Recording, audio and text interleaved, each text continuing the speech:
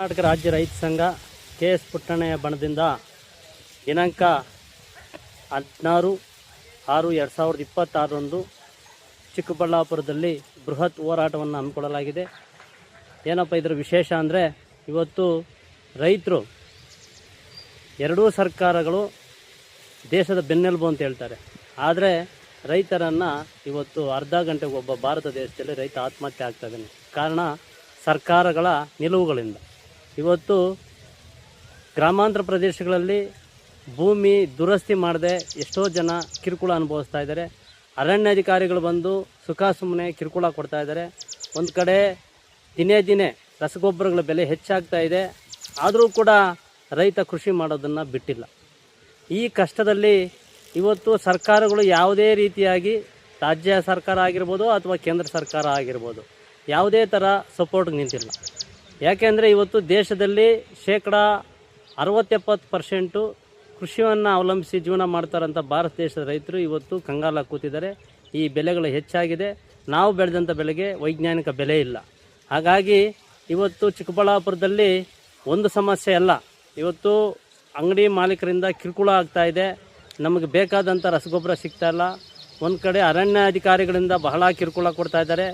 ಇಂಥ ಜ್ವಲಂತ ಸಮಸ್ಯೆಗಳ ಬಗ್ಗೆ ಚಿಕ್ಕಬಳ್ಳಾಪುರದಲ್ಲಿ ಎಲ್ಲ ಪ್ರಗತಿಪರ ಹೋರಾಟಗಾರರು, ರೈತ ಸಂಘ ಕಾರ್ಯಕರ್ತರು, ರೈತ ಸಂಘ ಜಿಲ್ಲಾ ಹಾಗೂ ತಾಲೂಕು ಪದಾಧಿಕಾರಿಗಳು ಒಟ್ಟಾಗಿ ಒಂದು ಬೃಹತ್ ಪ್ರತಿಭಟನೆಯನ್ನು ಹಮ್ಮಿಕೊಳ್ಳಲಾಗಿದೆ. ಈ ಕಾರ್ಯಕ್ರಮಕ್ಕೆ ರೈತರಾಗ್ಬೋದು, ವಿದ್ಯಾರ್ಥಿಗಳಾಗಿರ್ಬೋದು, ಪ್ರಗತಿಪರ ಹೋರಾಟಗಾರರಾಗಿರ್ಬೋದು ಹೆಚ್ಚಿನ ಸಂಖ್ಯೆಯಲ್ಲಿ ಭಾಗವಹಿಸಿ ಈ ಹೋರಾಟವನ್ನು ಯಶಸ್ವಿಗೊಳಿಸಬೇಕಂತೇಳಿ ವಿನಂತಿ ಮಾಡ್ತಾ ಇದ್ದೀನಿ.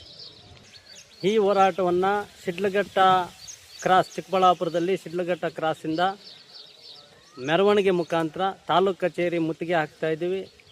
ಈ ಕಾರ್ಯಕ್ರಮಕ್ಕೆ ಎಲ್ಲ ವಿಶೇಷವಾಗಿ ಪ್ರಗತಿಪರ ಹೋರಾಟಗಾರರು, ಆಮೇಲೆ ಪತ್ರಿಕಾ ಮಾಧ್ಯಮದ ಸ್ನೇಹಿತರು, ದೃಶ್ಯ ಮಾಧ್ಯಮದ ಸ್ನೇಹಿತರು ಭಾಗವಹಿಸಬೇಕಾಗಿ ತಮ್ಮಲ್ಲಿ ವಿನಂತಿ ಮಾಡ್ತಾಯಿದ್ದೀನಿ.